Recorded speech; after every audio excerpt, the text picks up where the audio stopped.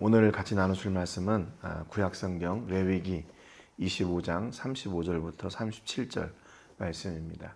구약성경 레위기 25장 35절부터 37절 말씀입니다. 우리 본문 말씀 같이 읽고 말씀의 은혜를 나누겠습니다. 본문 말씀 같이 읽겠습니다. 네 형제가 가난하게 되어 빈손으로 내 곁에 있거든 너는 그를 도와 거류민이나 동거인처럼 너와 함께 생활하게 하되 너는 그에게 이자를 받지 말고 네 하나님을 경외하여 내 형제로 너와 함께 생활하게 할 것인즉 너는 그에게 이자를 위하여 돈을 구워주지 말고 이익을 위하여 내 양식을 구워주지 말라. 아멘. 지금 계속해서 우리 주변에 있는 연약한 사람들을 도우라고 하시는 그 말씀, 하나님의 말씀을 따라서 지금 이제 계속 말씀을 나누고 있는데요. 우리 형제 가운데 빈손으로 있는 사람이 있거든, 이렇게 성경이 전제하고 있습니다.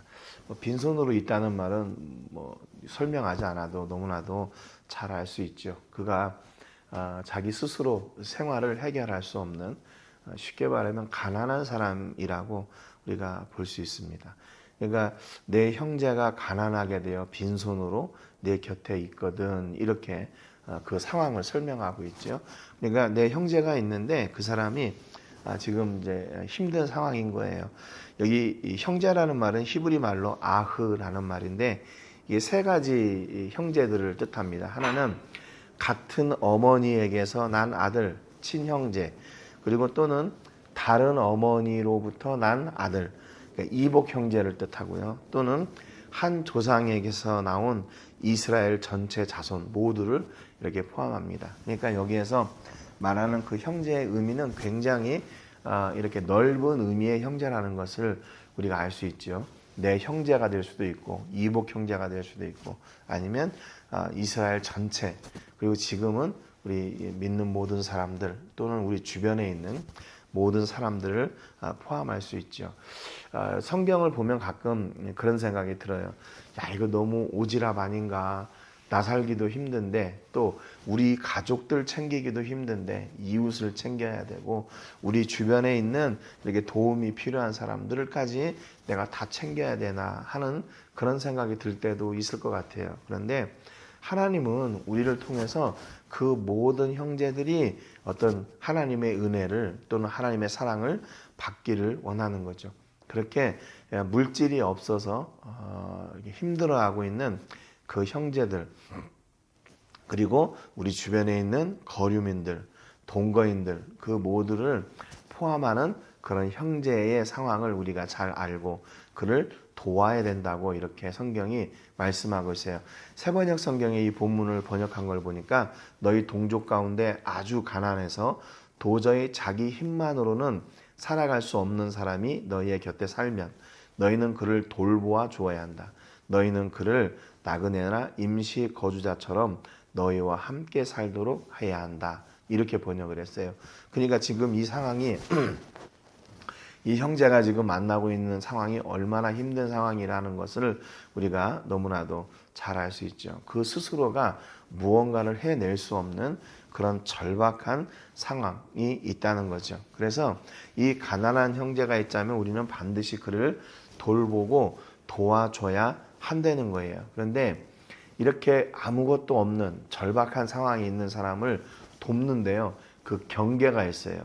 어떤 경계가 아니면 그 사람을 어떤 사람으로 이렇게 포함시켜야 되나, 나그네나 임시 거류자, 거류민이나 동거인처럼 그들을 이렇게 도우라고 말씀하고 있습니다.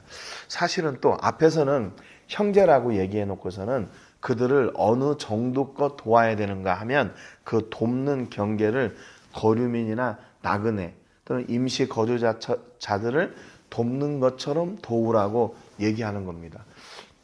앞뒤가 좀 안 맞는 것 같잖아요.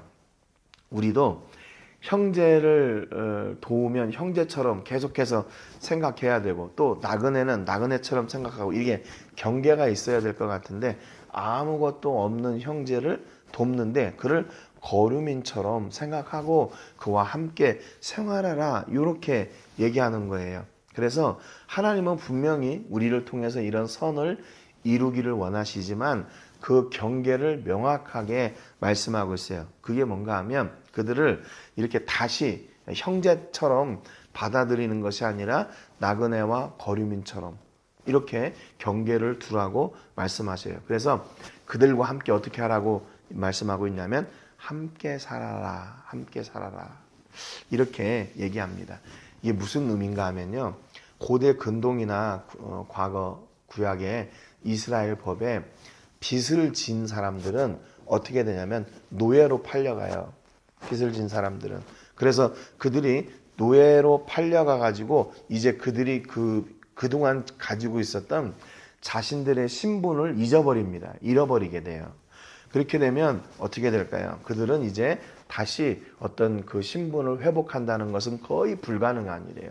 노예로 팔려가서 거기에서 일을 하게 되면 이제 노예로 돈을 벌어서 자기 신분을 다시 회복하기까지 빚을 갚고 하는 이 과정들이 이게 쉽지가 않은 일입니다.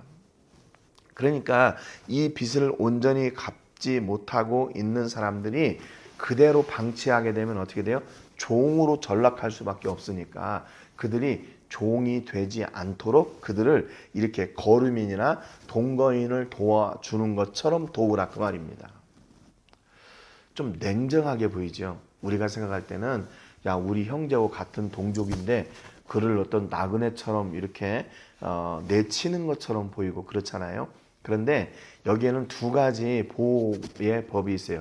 하나는 뭐냐면 돕는 사람이 그 빚을 완전히 책임지는 게 아니에요. 완전히 책임질 수 없어요.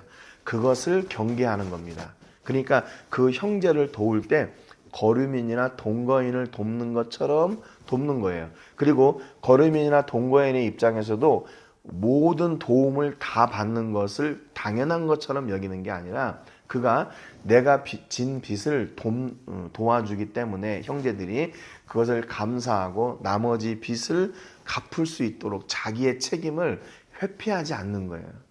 그러니까 하나님은 도울 때도요, 돕는 사람이 지치지 않도록 또 그 도움을 받는 사람들이 100%다 도움을 받아서 자기가 해야 될 책임을 이렇게 포기하지 않도록 하나님은 그 경계를 명확하게 두신 거예요. 그런데 중요한 것은 그를 그 공동체에서 내치지 않는 거예요.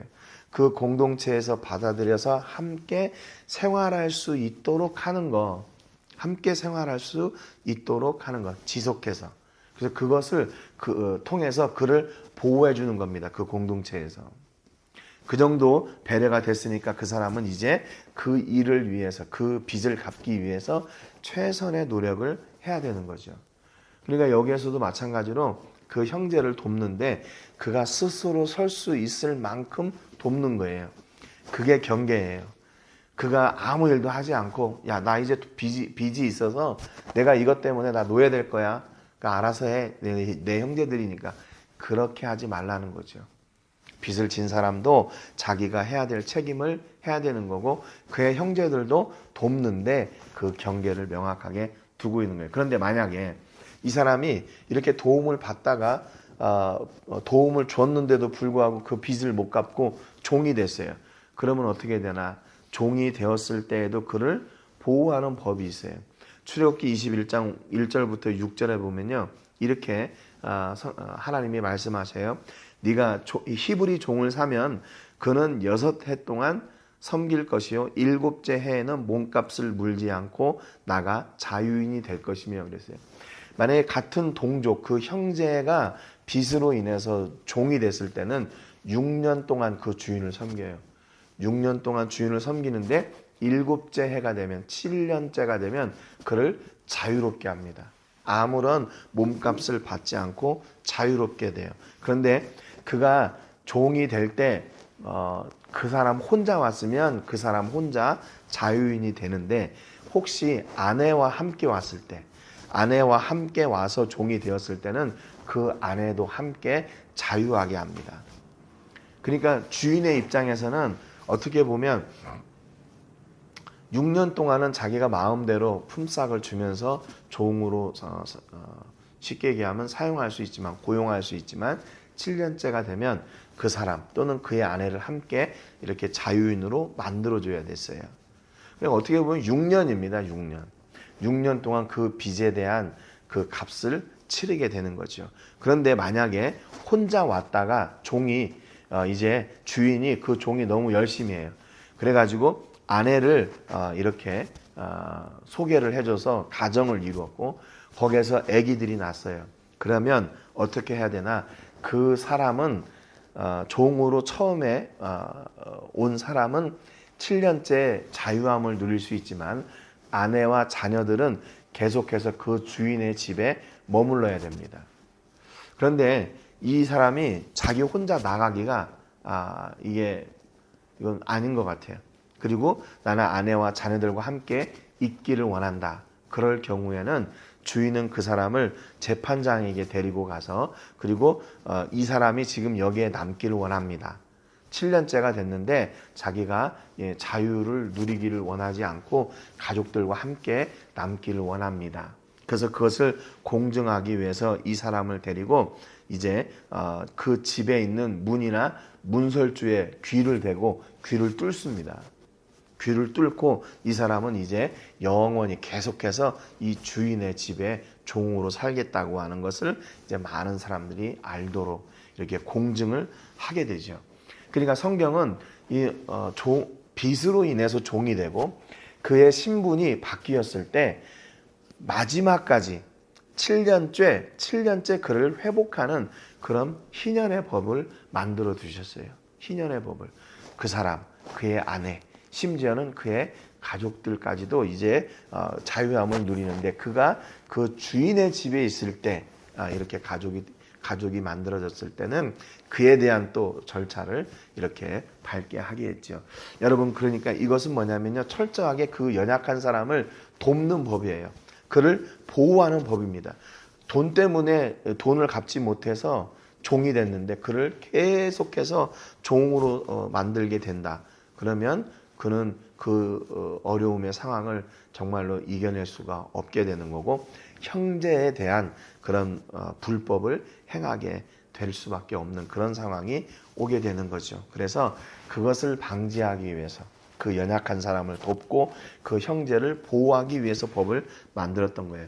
두 번째 이 레위기에서 말씀하고 있는 것은 함께 생활하라. 그를 나그네처럼 생각하고 그를 함께 생활하라. 그러고 두 번째 주신 것은 뭐냐면 이자를 받지 말라는 거예요.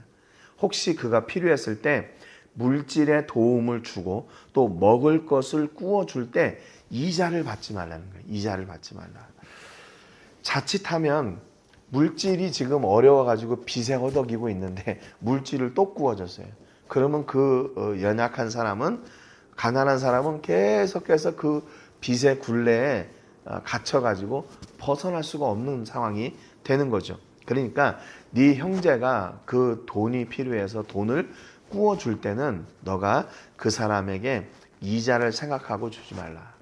먹을 것이 없어서 먹을 것을 주는데 그 대가를 바라지 말아라. 그런 거죠. 그러니까 그 공동체 안에서 그 가난한 사람 또 아무것도 할 수 없는 사람 그 사람들을 최대한 도와줘야 되는 거예요. 도와줘야 돼요. 그렇기 때문에 우리가 가끔 내가 이렇게 너를 도와주고 내가 이렇게 너를 섬기고 또 하는데 너는 은혜를 원수로 갚냐 뭐 이렇게 말하는 경우가 있잖아요. 그것은 뭐예요? 우리가 도울 때 또 다른 어떤 마음을 가지고 있었다는 것을 알 수가 있죠.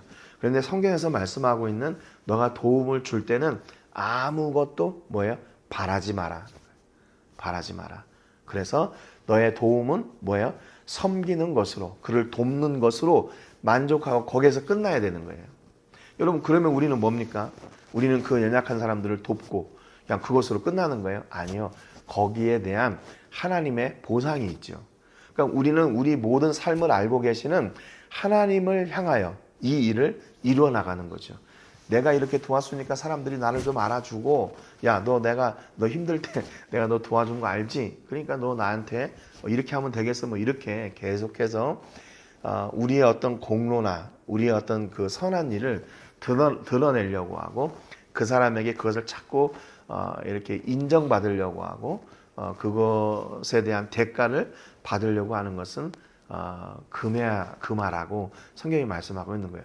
교회도 마찬가지죠. 우리가 하는 사역들이 많이 있어요. 그러니까 야, 우리 교회가 얼마나 많은 일 하는 줄 알아? 그러면서 이렇게 막 드러내고, 또 내가 이 교회에서 이렇게 얼마나 많이 일하는 줄 알아? 그러면서 자기의 공로를 드러내려고 하고, 그것을 성경은, 하나님은 철저하게 금하고 있는 겁니다. 그것은 하나님의 마음으로 했고 하나님의 사랑으로 했으니까 그것으로 만족하고, 그 결과는 하나님께서 우리에게 주시는 것으로 만족하라는 거예요. 사람에게 칭찬받으려고 하지 말고, 사람에게 대접받으려고 하지 말고, 하나님이 우리를 통해서 이루신 그 일이 있다면 그것으로 감사하고, 내가 그 일을 이렇게 섬기고 봉사하고 사랑할 수 있었다면 그것으로 감사하라는 거죠. 여러분, 오늘 여러분의 삶 속에서 혹시 우리의 도움이 필요한 사람들이 보일 수도 있습니다. 눈에 보일 수 있어요. 그러면 그 사람들을 어떻게 해야 돼요? 그들이 일어설 수 있도록 이렇게 대가를 바라지 않고 순수한 사랑과 순수한 마음으로 섬기고, 그가 온전히 그 사랑 안에서 다시 재기할 수 있도록 함께 도와주는 그런 은혜와 그런 사랑이 여러분 안에 있기를 주님의 이름으로 축복합니다. 세상은요, 힘들고 어렵고 또 실패하고 이런 상황까지 오는 사람들을 보고 뭐라고 그래요? 야, 네가 뭐 잘못했잖아. 너가 이렇게 해서 이렇게 잘못된 거잖아. 이렇게 지적하고 그 사람들을 뭐라고 해야 되나요? 이렇게 아픈 부분들을 계속 긁어서 그를 의기소침하려고 해요. 그런데 성경은 뭐라고 말씀하고 있냐면, 그와 함께 생활하고 그를 돕고 그를 섬기고 그가 온전히 세워질 수 있도록 함께하라고 말씀하십니다. 오늘 우리 주변에 혹시 그런 분들이 있다면 그리스도의 사랑으로 마음껏 이렇게 품어주시고 섬겨주시고, 그가 다시 신앙 안에서 그가 다시 회복하고 세워질 수 있도록 돕는 그런 귀한 통로가 되시는 여러분 되시기를 주님의 이름으로 축복합니다. 오늘 세계를 부으며 기도할 때는 우리 로뎀 교회를 위해서 기도해 주시기 바랍니다. 로뎀 교회를 통해서 그 지역에 생명의 복음이 온전히 세워지게 해주시고, 그 땅 가운데 하나님의 나라가 온전히 세워지는 통로가 될 수 있도록 위해서 기도해 주시고요. 우리가 검정고시학교와 기술학교, 신학교를 위한 스테이션을 건축하려고 하는데 그 일이 잘 진행될 수 있도록 위해서 기도해 주시고, 2월 중에 로뎀 교회를 우리가 구입할 계획을 가지고 기도하고 있습니다. 이번에는 잘 계약을 맞춰서 그 교회를 잘 매매해서 그 지역에 지속적으로 복음을 전하는 통로가 될 수 있도록 위해서 기도해 주시기 바랍니다. 이 귀한 사역들을 위해서 함께 동역할 믿음의 동역자들 보내주시기를 위해서 기도하시고, 또 우리가 섬기고 기도하는 선교주와 선교사님들 단체와 교회 위해서도 오늘도 기도해 주시기 바랍니다. 우리 자녀들을 위해 기도해 주실 때 우리 자녀들이 어디에 있든지 이런 연약한 사람들의 축복의 통로가 되고 또 사랑의 통로가 될 수 있도록 하나님께서 큰 은혜와 복으로 채워주시기를 위해서 기도해 주시고요. 또 로뎀 교회 중고등부 학생들이 지금 장학 프로그램을 통해서 매일 말씀과 또 기도를 또 공부하고 있는데, 그들이 믿음 안에서 온전히 잘 성장할 수 있도록 위해서 기도해 주시기 바랍니다. 오늘 말씀처럼 하나님의 마음과 하나님의 사랑으로 다른 목적을 위한 것이 아니라 온전히 하나님의 사랑으로 이웃을 섬기고 또 그들을 사랑하는데 순종하는 하루가 될 수 있도록 위해서 기도하시기를 바랍니다. 제가 먼저 기도하고 같이 기도하겠습니다. 하나님 아버지, 감사드립니다. 오늘 말씀을 통해서 우리가 우리 이웃들을 돕는데, 우리의 형제를 돕는데 어떻게 도와야 되는지 명확한 기준을 말씀해 주셔서 감사합니다. 우리가 이웃을 돕는데 정한 한계가 있습니다. 나그네와 거류민을 대하듯이 그들을 돕고 함께 생활하되 그들이 해야 될 일들 또한 감당할 수 있도록 그 경계에서 그들을 돕고 함께하는 삶을 살라고 하셨습니다. 하나님, 빚으로 또 물질이 없어 낙심하고 또 힘들어하는 우리 이웃들과 형제들이 있다면 우리는 그들이 다시 스스로 하나님 앞에 서고 하나님을 회복할 수 있는 자리까지 올 수 있도록 우리가 도와야 되는 통로가 되는 것을 잘 기억하고 우리에게 허락하신 그 일들을 믿음으로 잘 감당케 해 주옵소서. 그러기 위해서는 하나님의 사랑이 필요하고 하나님의 공의가 우리 안에 필요합니다. 그래서 그를 아무것도 할 수 없는 연약한 자로 전락시키지 않고, 그러나 그 어려움 속에서 낙심하지 않고 다시 일어설 수 있는 자리에 올 수 있기까지 우리가 함께 돕는 그런 통로가 되기를 원합니다. 하나님, 우리를 하나님의 사랑을 위해 사용하시고 하나님의 은혜를 위해 사용하시고 하나님의 복을 위해 저희들을 사용하여 주옵소서. 그래서 우리 주변에 도움이 필요한 많은 사람들에게 우리의 모습은 감추고 하나님의 사랑만 드러나게 되는 그런 통로들로 저희들을 사용해 주옵소서.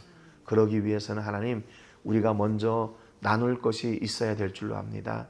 우리의 먼저 삶을 책임져 주시고 채워주셔서 하나님이 주신 그것을 마음껏 나누고 섬기는데 부족함이 없도록 저희를 책임져 주시옵소서. 오늘도 귀한 하루를 저에게 허락해 주셔서 감사합니다. 우리 삶의 모든 영역 가운데 하나님의 은혜가 충만하게 하시고 그 하나님의 은혜로 사는 저희들 되게 해 주옵소서.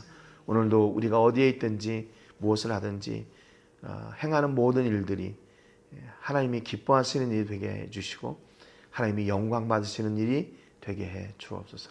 우리 모든 성도님들의 삶을 책임져 주시고 기억해 주시고 보호하시고 하늘의 복으로 충만케 하여 주옵소서. 감사와 영광 올려드리고 예수님의 이름으로 기도합니다. 아멘. 우리 같이 기도하겠습니다.